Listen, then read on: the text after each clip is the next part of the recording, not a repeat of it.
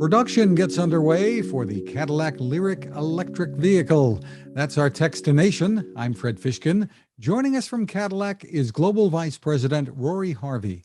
Thanks for taking the time, Rory. My pleasure. Thanks for having us, Fred. A very exciting day there. You're in Spring Hill, Tennessee for the big event. Give us the overview. Yeah, so we're down here in Spring Hill, Tennessee, as you say, and the one of the first units is going to roll off the line today. So we're really looking forward to that. In terms of the overview, obviously we pulled forward this vehicle by 9 months, which, when you consider all of the challenges of the last couple of years in terms of coronavirus and semiconductors, the team have done an outstanding job. We're super excited in terms of adding the Lyriq to our portfolio. We've got a great lineup today, but this starts the pivot towards electric vehicles going forward. And I'm on record as saying that we will be an all EV brand by 2030, if not sooner. So from that point of view, this is the first in that transition. So super excited today. Well, so many fans of the brand, the Cadillac brand in particular, tell them what they can expect from this vehicle. Okay, well, I guess firstly, in terms of where it competes in the marketplace, it's similar in terms of size to the XT5. In terms of the demographic, we see it predominantly aimed at families, but from the initial orders that we've had for this vehicle, it's expanded to segments that maybe we didn't anticipate that buyers would come from, whether it be some of the higher performance vehicles, as an example. So a very mixed blend of customers. In terms of the vehicle itself, its exterior styling is superb. We always do customer clinics before we bring a car to market, and I can tell you that the exterior design of this vehicle has researched the best out of any vehicle that we've ever researched. In terms of its powertrain, it's powered by what we call our Ultium platform. That's a modular system that gives us the ability to configure battery packs in a different way. In terms of EVs overall, that gives us the ability to be able to really look at attractive designs, because we don't have some of the constraints that you do with internal combustion engines and the powertrains and the gearboxes historically. In terms of the performance of the vehicle, we haven't published the figures yet, but in terms of the rear-wheel drive version, we anticipate that the range will be above 300 miles. We will be launching an all-wheel drive variant of this vehicle later in the calendar year, with delivery starting at the beginning of next year. So it will be rear-wheel drive to start with, and then all-wheel drive. It's loaded with technology. It's got a 33-inch LED screen. The debut edition that sold out in just over 10 minutes, that had Super Cruise, etc. as standard. So yeah, just super excited. It's a really attractive vehicle. It's very competitively priced. It's technologically advanced, and it starts our pivot towards EVs. Have you set where the pricing is for the, I guess, where it starts anyway? Yeah, so for the debut edition, it came in at $59,995. We're going to announce shortly in terms of the pricing as it goes into full production. So we haven't confirmed that yet, but it will continue to be very competitively priced. And for people who did order the debut edition, will they be getting it next year, or when will they be getting deliveries? No, so the vehicles go into production now. So we anticipate that the first vehicles will arrive into dealer showrooms towards the end of March. It is a staggered ramp up in terms of the production at this facility, so it will become more rapid as we go through the course of the calendar year. So the majority of the deliveries will happen in half two, but the earliest vehicles will start to arrive at dealerships at the back end of May of this year. Exciting. Well, tell us about the demand.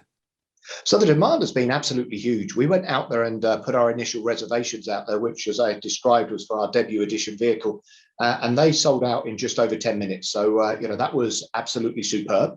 And we capture now customer interests in terms of it. So we call them hand raisers. And from that perspective, we set an original objective saying we wanted to get 200,000 hand raisers for this vehicle by the time it went into production. And that was very aggressive in terms of sort of our performance versus historical levels. And as of today, we're just approaching 240,000 hand raisers. So customer demand is absolutely huge. And that's one of the reasons that we pulled this vehicle forward by 9 months so that we can meet that demand. Did that require any kind of deposit? So in terms of the initial debut edition, then there was a $100 deposit. And when we open the order bank on May the 19th, it will go through the regular ordering system. So we're not doing another phase of reservations as some other brands in the marketplace have done. We've got such high demand, we're just going straight to orders placed at the dealerships. Well, tell us about the facility there in Spring Hill, Tennessee, and what GM has done here. Yeah, I mean, it's a tremendous facility. If you looked at it, there's been significant investment that's been put into the facility. So about $2 billion in terms of the facility itself, and then a further $2.3 billion in terms of the battery plant that's also being built nearby. So if you looked at it in total, it's an investment of $4.3 billion in terms of latest technology, latest equipment, battery plant, etc., which is absolutely tremendous for the local community, investment in the US, and for the jobs that it creates as well. What concerns do you have, or does GM have, about the supply constraints and how things stand today? We know about the difficulties historically over the last year or more. Yeah, I guess the supply constraints have been there now for a significant period of time, whether it be initially in terms of some of the processes and protocols that were put in place for COVID, more lately in terms of semiconductors. We are seeing now a steady uplift in terms of vehicle availability, so that has started to improve significantly. It was the end of Q3 and Q4 that we were at our lowest point in terms of stock availability out there at our dealerships. If you looked at it as of this morning, we're in a better position. But this is going to be one of them that is going to be a steady, slow, progressive recovery as we go throughout the course of the year. Tell us personally, you're looking forward to, maybe you already have one in your garage, but you're looking forward to being able to drive one of these around? I'm very much looking forward to being able to drive one of these around. So, I've been very privileged to be part of the development process, and therefore have had the opportunity to drive Lyriqs in various forms of testing over at our Milford Proving Grounds. So, really, really excited, and I can tell you that customers will be very impressed when they drive this vehicle. And we don't need to tell you, it's a competitive market out there. GM is, I guess, playing catch up to some extent here with EVs. So tell us what your thoughts are about how quickly this is going to ramp up. Yeah, I mean, we're ramping up production significantly, and I'm personally on record as saying that Cadillac will be an all EV brand by 2030 at the latest. So we have a rapid schedule of rollout of EVs, and we will be out there and absolutely in a very, very good place within a short period of time. Very exciting. Rory Harvey, thank you so much for taking the time with us. Thank you very much.